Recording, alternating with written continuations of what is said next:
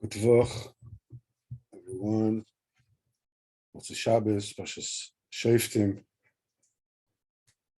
We'll start with the Maaseh of the Baal Shem Tov and then go on to a Sicha or two of Sichos Haran.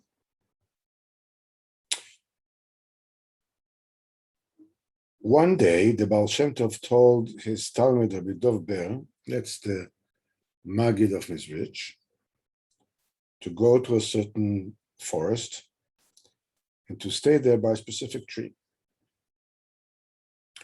Obviously, the Maggid of Mizrich did what his Rebbe told him. And he go to this forest, he looked for that tree. When he found, and he stayed by that tree to see what is going to happen. While he was sitting there, he heard a noise of a very fancy carriage. It's like a Rolls Royce or something, and it's tied to very fancy horses. And then after a while, the carriage stopped there, and a very fancily dressed man came down, and he stood there and rested a little by the tree and drank from the water that were around, and then he went away. As the rich man went away, Rabbi Dov Ber, the Maggid of Mizrich, saw that he left his wallet with a lot of money there. Time came, just a short time came afterwards, and a second person came in, and he also rested there and quenched his thirst. And he was leaning on the tree, and suddenly he sees the wallet, the lost wallet, and he saw that there is no sign on the wallet to say whose is it. So therefore, this is a mitzvah which is hefker. So he put the wallet in his satchel and went away.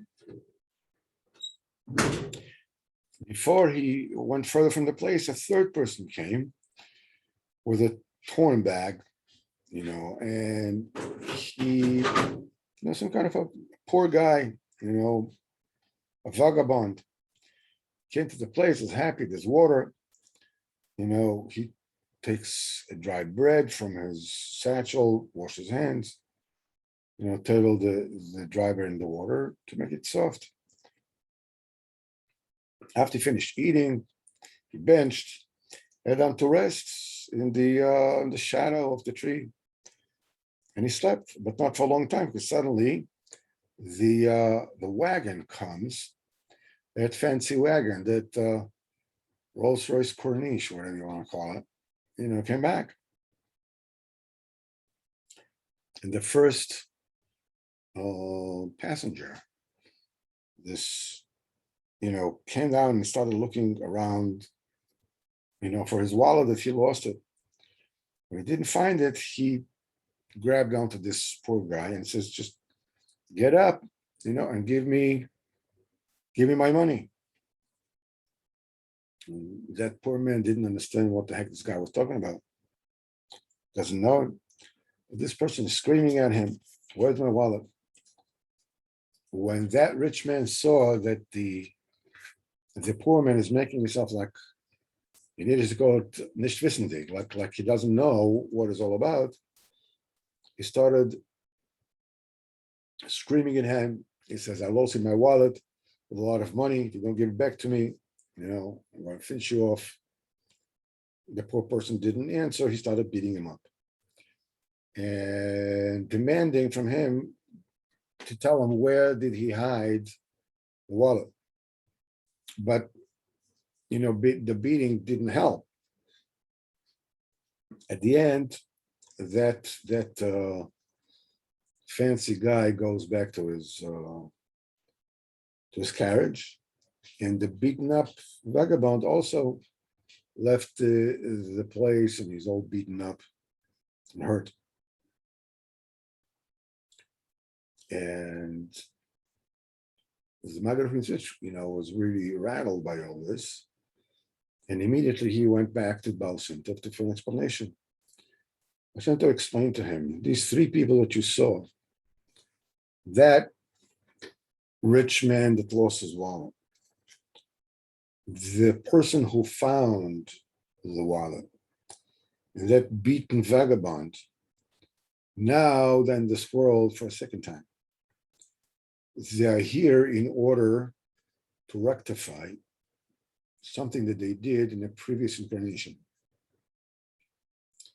The vagabond was, in the previous guild, was a dayan, was a judge. And the rich man and the one who found the wallet were two baladinim that came to Din Torah before this time.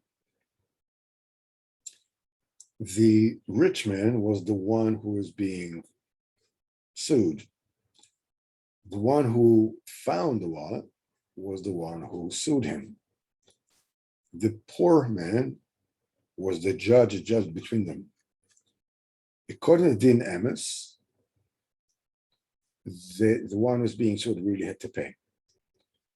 But the dayan twisted the judgment, and he found the one who was a tzaddik for a Rasha, and the one who was a Rasha for a tzaddik. After they left the world, the three stood judgment in Beis Din Shel Ma'ala, and they judged the verdict of the three of them to come back to this world again. And this is the Hashgacha, that these things came about. They both met at the same place, and they will fix that which was corrupted in the first time. The one who is sued came as a rich person that lost his wallet.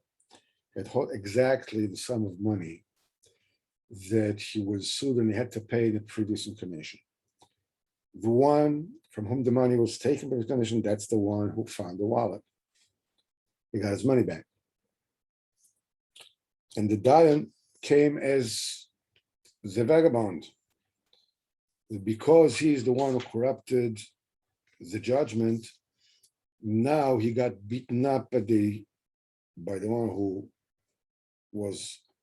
got the money the first game, lost it now. And with this, the dayan got his punishment for corrupting the din and causing him, that region, to sin and to hold in his hand money which didn't belong to him. And everything came back to the way it's supposed to be. This is a very famous story from the Baal Shem Tov. And it's a good segue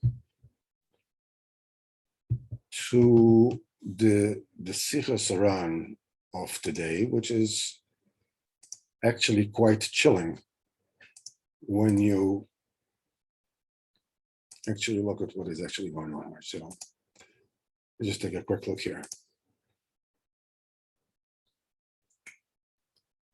Rabbeinu says as follows.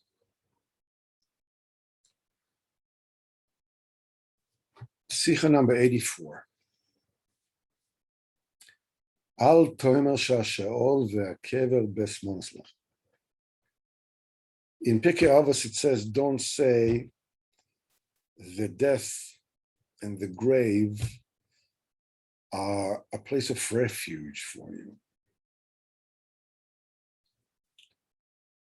Rabbeinu says as follows, here in this world, a person has all kinds, he's busy, he's distracted with parnasa and all kinds of things.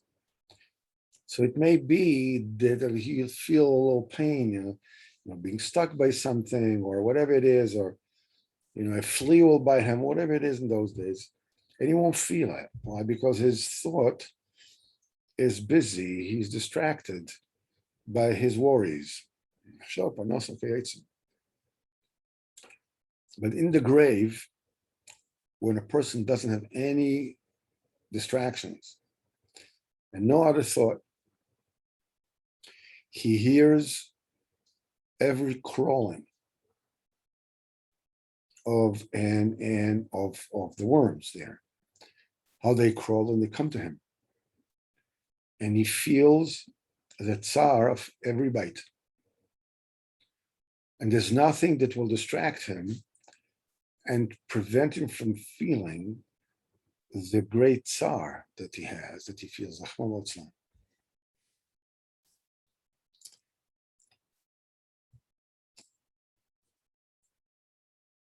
When you're young, you know that this sicha feels academic, theoretical, like, wow. So many young Balachuvas, they come and say, I'm not afraid of death and whatever it is and everything is there. Things do change as you get older.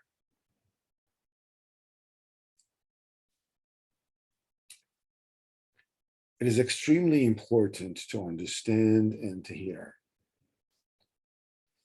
Marino speaks about what it is like when a person passes away.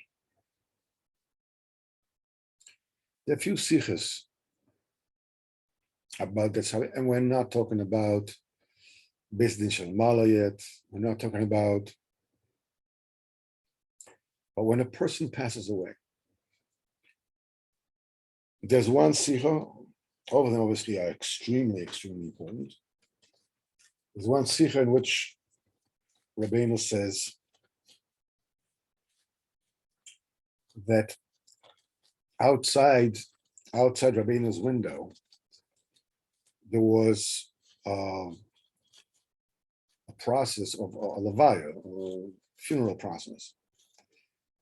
And there, was the mita, the hearse, whatever it is, and the coffin, whatever it is that they had there.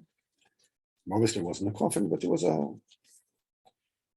with the nifter, and there were people walking behind it, crying and lamenting and everything. Rabbeinu said, I think it was with the Muslim was there. Rabbeinu said, he says that the nifter, the person is laughing at them.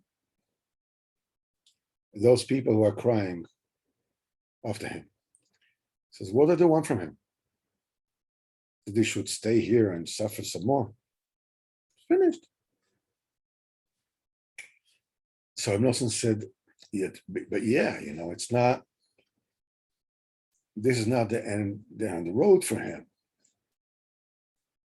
When a person passes away, has to be buried in the caver,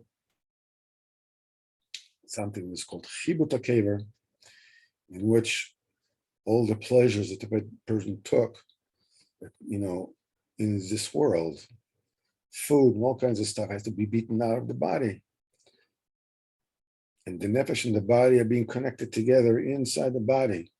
As Arizal says, he explains, he says that actually, I don't exactly know if this is Begashmias or whichever, he says that the kever becomes deeper because a person has to be judged standing up with the nefesh and the guf together, and then he's beaten up. His gashmis is being beaten up. The neshama, right now, there's a whole mimer, I think there's a sefer from Barry Kaplan, that says that here in this world, we have this mechanism that sort of like allows us to avoid, looking to the right and looking to the left and just look just what is in front of us. But we have a lot of things that are surrounding us, our worries, our this, our that. And when we choose not, when the person doesn't do tshuva, doesn't regret, doesn't judge himself, and doesn't regret during the day, so it'd be being pushed by the memory. This mechanism just pushes it away.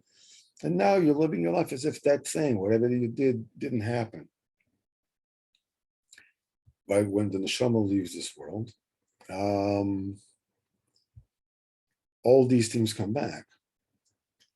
And a person is being shunted between one thing to another throughout his life, back and forth. This is what they call kafakela. Also said, but this man, this poor nifter, I mean, it's not over. You still have whatever it is, that he has to go through in the kever. Rabbeinu said, yeah, that's true. But nevertheless, there's an end to it. Arizal says in Shal Gilgulim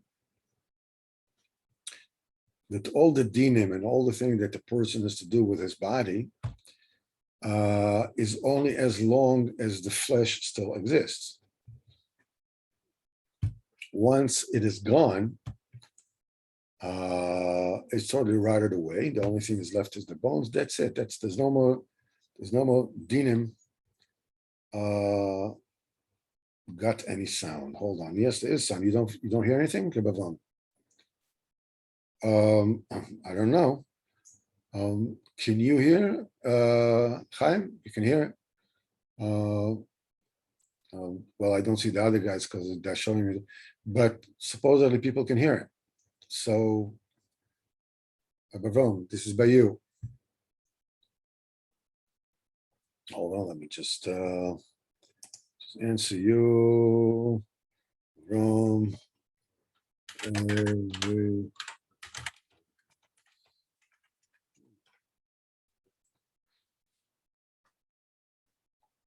Okay, so the sound is. So Rabbeinu says, yeah, but there's an end. After a while, it's going to end. He doesn't have to keep on suffering. So Nosson said, this is one of the earth-shattering sichos, where Nosson says, yeah, but what about being sent back to this world, being incarnated again? Rabbeinu said something truly out of this world, literally. He said that a nifter in Olam Haba can insist that, tell the Avram, can you hear me? Can you? Okay, good. That the nifter can insist in Olam Haba and tell them, do with me whatever you want, but finish everything here, don't send me down again. Nothing was like amazed, and that's going to help. And he says, yeah, if you really insist upon this, don't want to go back down again, and go through this life, and all the Averis and the Shemi Rachem and everything else, you can insist, finish everything with me now, they'll finish it with them now. Nosson said, once he heard this, he said 100%, if they'll tell him to come down, he will shumpani v'afim won't agree.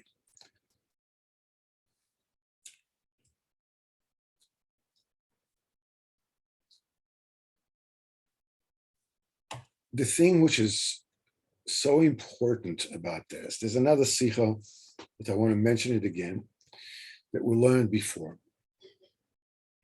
Rabbeinu said that there'll come a time when a person, after he passes away, will lie down on the floor with his feet to the door. That's a niftar before they take him out, wherever it is that he passes away, they wrap him up, they put him on the floor with the feet pointing to the door. So by Breslov, it became a saying that every person has to eventually lie with his feet to the door. And Sabina says, when a person will lie with his feet to the door,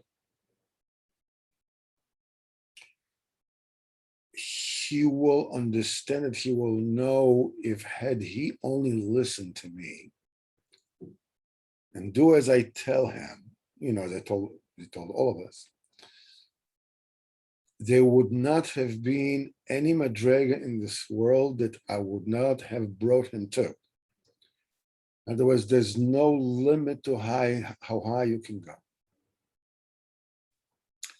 But by that time, when that person realizes that, it's going to be too late. There's nothing you can do about it anymore.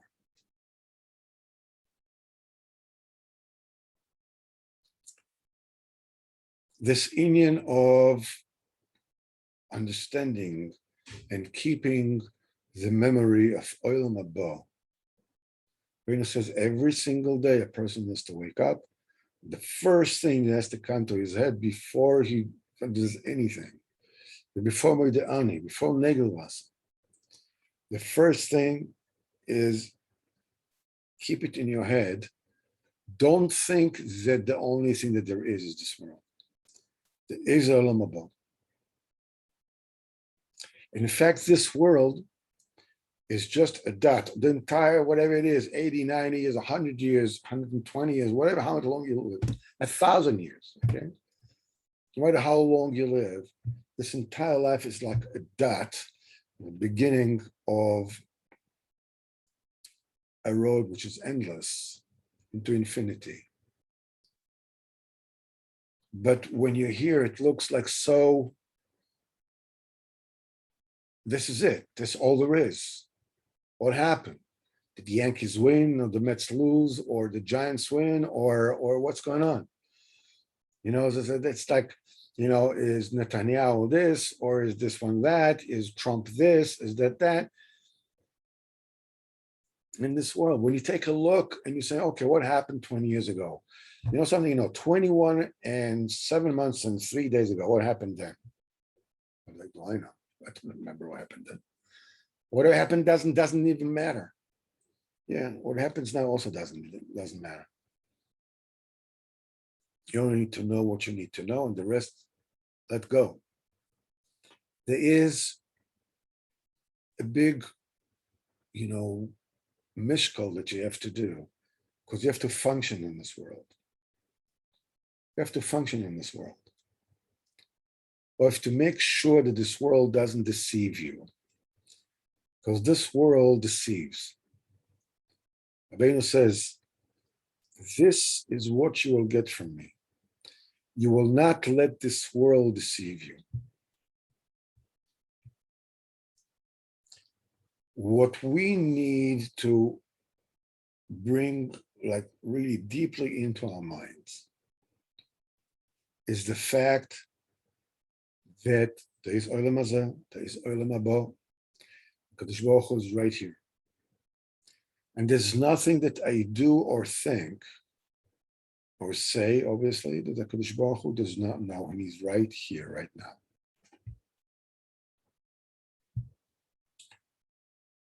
So when your thought goes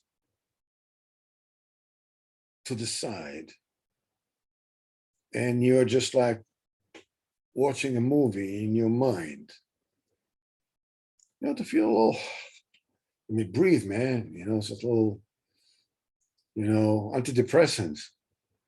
Let's think about, no, remember, Kadosh Baruch Hu is here. Kadosh Baruch Hu sees, he's inside you, he's inside your mind. On one hand, it'll keep you from letting loose and sort of like, swimming off with your fantasies or whatever.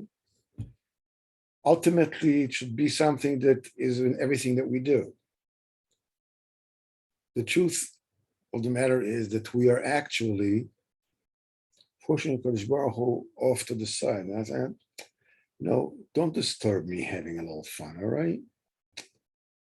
Let's say, let's like a movie, a James Bond movie, okay? So, da-da-da-da-da-da. All right.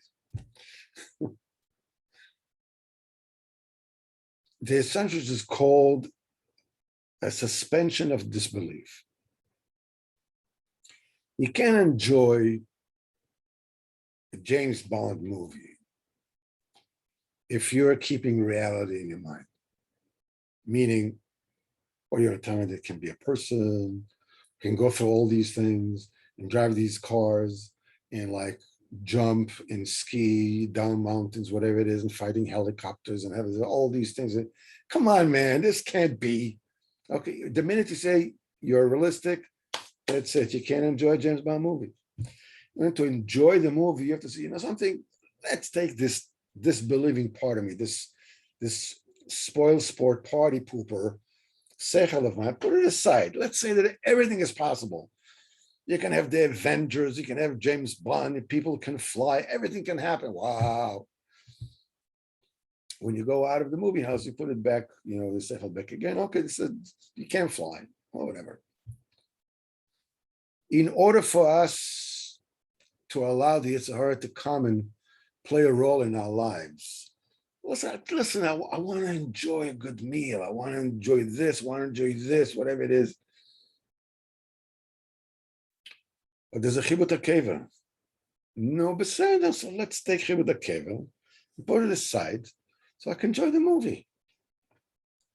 This is what it is. Now, the fact that I'm saying it is not going to change the fact for you or for me, or going to change what we do from this one to the next. But you know something?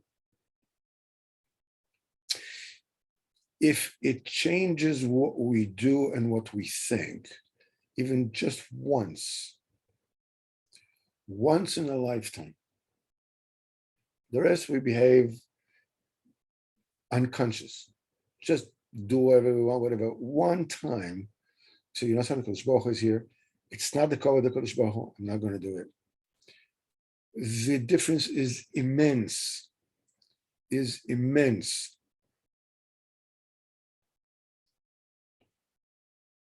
Rabbi Eli Dushnitzer, the famous mashgiach of Yeshivas Lomezhe Petach Tikva, said once, the Kodesh Baruch Hu is so great that it's worthwhile for a person to live for 90 years in this world without her, without mitzvahs. And if there's no Torah, no mitzvahs, obviously it's something else in. And if there's something else in, there's all the punishments that come afterwards. In Olam Hazeh, in Olam Habo, in the grave, whatever it is, for one time in his entire lifetime to say Amen on a bracha. It's worthwhile. Whatever you have to go through, whatever you have to pay, whatever it is, for one, because bracha is so great, you say one time Amen in a bracha, it's a deal, take it, go with it. How much more so when we daven, when we pray, when we feel like, you know, like we get up one time out of 100. 99 times we fall. But we don't know how great is one time out of 100. This is one time in a lifetime to say Amen and a bracha. With all the punishments possible, it's kedai. Because ultimately, after everything is done, what Rabbeinu says to Reb Nosson is, ultimately there is an end, no matter what a person does, no matter what a person goes through, no matter how hard it is for him. In this world and the next world, there is a sof, there's an end to this. And then you're exposed to the greatness and the pleasure there is a Kadosh Baruch Hu. Kadosh Baruch Hu didn't put us in this world in order to suffer. And not only this, now there's also the kever, there's also, you know, in the grave, and after the grave there's Bez Shel Mala, there's all Gilgulim, everything. So what is it for? The point is that, as we said before, we said many times, if you take all the good times, the pleasures, the winning, the 3-pointer and the last, at the buzzer, the 2 strikes, 2 outs, 2 down, 9th inning home run, sometimes you go absolutely nuts, winning the lottery, getting married, having children, all the good stuff that all the people in all the world held all the time, the entire history. When you put them all together into 1 minute, it doesn't come to a minute of Olam Haba. To the pleasure of Olam Haba, of enjoying the Shekhinah, the light of the Shekhinah, Olam Haba. All these things that Rabbeinu is telling us, only the Torah is telling us, all the things we have to go through, it's because it's a good deal, it's kedai. Because you cannot, even as Rabbeinu says, there's another sikha, Rabbeinu says, you have to say that Olam Haba is good. But Rabbeinu says, even the word good, it's a silly word vis-a-vis what Olam Haba is. But you have to call it a name, so you say it's good. But it's good doesn't even begin to describe what it is. But it's very, very important that the person understands. Yesh din v'yesh dayan. There's judgment and there's a judge.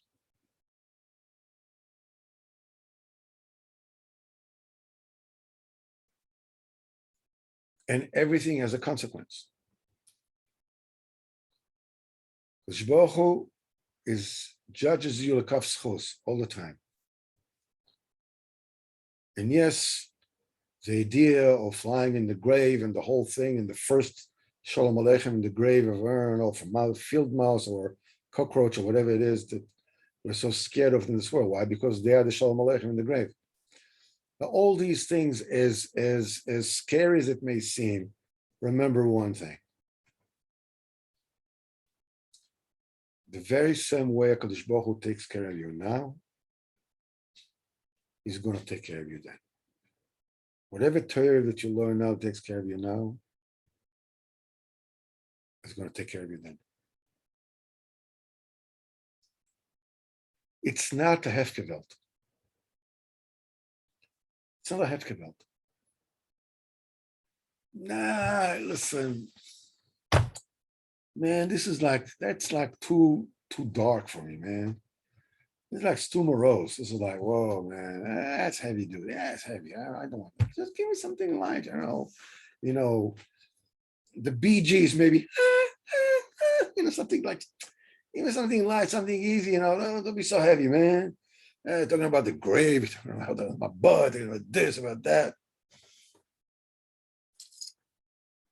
It's all kedai. But whenever it is that the Yetzer Hara tells you, listen, just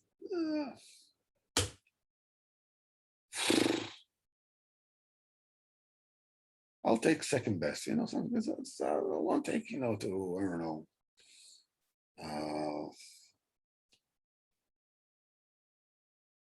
Just I have to be, sit in the Mizrach and a few hours back, in the meantime, having like a juicy whatever, and whatever. What's a big deal? They once told, somebody took, I think, Steinman. I don't know what he used to eat. He used to eat, I don't know if it was a toast or porridge, whatever it is. It's with nothing in it, no salt, no this, whatever. So somebody put some honey in it, just to give it a little taste. And when Steinman tasted it, he says, "What is this?" So I told him to put a little honey and says, "But chibet a kaver." This beating up that the person gets in the kaver, to beat out the type of Olam Hazeh. What are you doing to me? Man, I like it. You take schmaltz and you put it in the pan. Then you take the steak and you brown it, what it is. And then you wrap it up and you put it in the sous vide, forth. Yeah.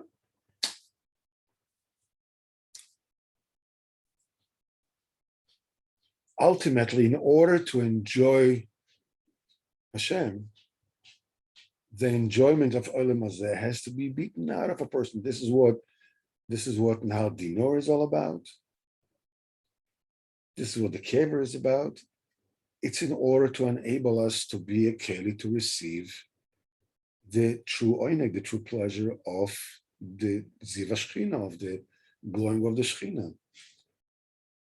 The more we seep ourselves into this world with taivas of this world, with enjoyments of this world, I'm sorry to be a party pooper. I really am. But that's the Metzias. Rabbeinu says, this is something that you will get from me. Then you won't let this world deceive you. Because now that you know and you keep in mind what I'm saying, nobody expects you to be perfect. The thing that you're expected is to keep it in mind and to ask HaKadosh Baruch Hu to help you with it. That's it. It's not a freak out. It's not a, then what am I going to do? It's like, what the heck do you want me to do? Don't worry about it. You don't know why you came to this world. But the main thing is you should remember that you should be aware. The person has to pass away. There's a caver. In the caver, there is, a purification process that have to go through, which is not easy and not pleasurable. The more pleasure you load in your body now, the more, it'll have to be taken out later. Just think about it.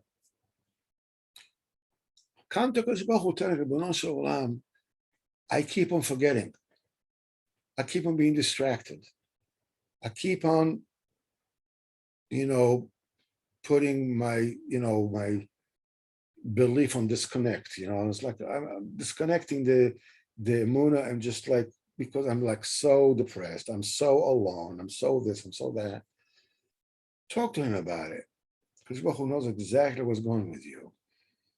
Because the same way Kodesh Baruch Hu writes down everything bad that you do, Kodesh Baruch Hu also, much more, 500 times more, writes down everything good that you do.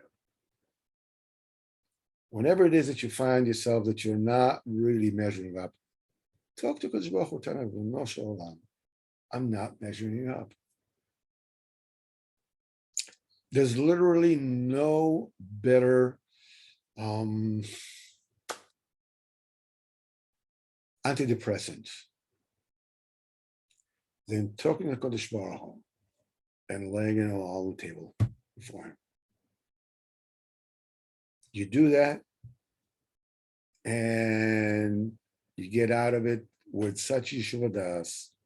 You understand this is what it's about. Certain things I can do, certain I cannot do. Kodesh Baruch Hu is always with you. You can always talk to him. You should always talk to him. You should always ask him for everything.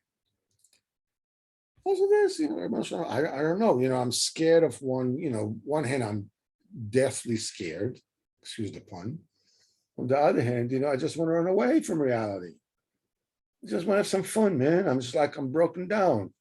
I'm carrying a yoke. I'm like a donkey in this world. All donkeys, the Arabs carried, with these, piles and piles and piles of things, carrying these spindly little legs of the donkey. That's the way I feel. I'm just looking, just like, just to breathe a little bit, have a little fun. It's just like, you'll find it. When you talk to Kodesh Baruch Hu, there's Shabbos for this. All that fun is meant for Shabbos. You're allowed to have everything. You're not supposed to go in this world morose and this and that and chumash. You don't need it. So what do you need? You need just to keep it in mind. That's the truth. That's the truth. Get yourself a Rav, speak to him, get the real picture from him on on a daily basis, a weekly basis, whatever it is, and follow. Speak to Kodesh Baruch Hu all the time. Lean on the Sichos Rabbeinu HaKadosh. Because the end of the road, the schar, after everything is said and done, with all the discomforts along the way, including what happens in the kibbutz, is 500 times greater than the worst that can happen. Even lo aleinu Gehenna, even lo aleinu kaf hakel. Ultimately, there's an end to that, and the end is infinitely greater. Be a Tovim and Rubel. Look, we're in Elul now. Rosh Hashanah comes. When it's coming. We're going to Rechaf. And it says you have to be zecher to come to Eretz Yisrael. Eretz Yisrael is a state where you are going from one step to the other, one step to the other, one step to the next. This is being in Eretz Yisrael. Yisrael is a stairway to heaven, as they say. Right? 10 miles until Kodesh HaKodeshim. We learn in Torah Chaf that the way to do it is not to demand what's yours, the koyach, but just beg. And yischusim, to bend down the ra with the people that are there. This is the process of Rosh Hashanah. One process of Rosh Hashanah is, and all the slichas that we say during Elul, we came to you, we come to you, to Dalin Varekim. Well, we're just beggars. That's all we are. We don't bring anything to the table. We just beg you for rachamim. That's it. Just beg you, beg you for rachamim. When you go like this, you get to Rosh Hashanah, Tashem Tekiyas Shofar, you get to B'chinas Eretz Yisrael, you get to build the Malchus, all the process to Yom Kippur, and then the Sukkot, it's the main war, and then Shmini Atzeres, when the victory comes all around. There's obviously a lot to talk about, and it's a heavy subject, the union of leaving this world. And how one leaves this world. What happens once a person leaves this world, and so forth and so on. But you should know, there is literally, there is a pot of gold at the end of the rainbow. Much more so. Just keep it in mind. The world is real. Olam Haba is real. This world is just a preparation of Olam Haba. Kodesh Baruch Hu is with me all the time, and everything that I do and say and think is being measured. And I'm not alone. Kodesh Baruch Hu is with me. Rabbeinu is with me. The Sichos Rabbeinu is with me. I can lean on it. And if I fail, beseder, so like this, well, Mashallah, help me. What am I going to do? Help me with that. That's what is requested from you. Keep it in mind. Ask Kodesh Baruch Hu. When you do that, you have nothing to worry about. As long as you keep Kodesh Baruch Hu involved, you have nothing to worry about. Hashem should help us. B'ezrat Hashem, we should all see B'ezrat Hashem. We'll see you all, hopefully, and more on Monday night when we continue Sipur Maisius, and should have a good Vach.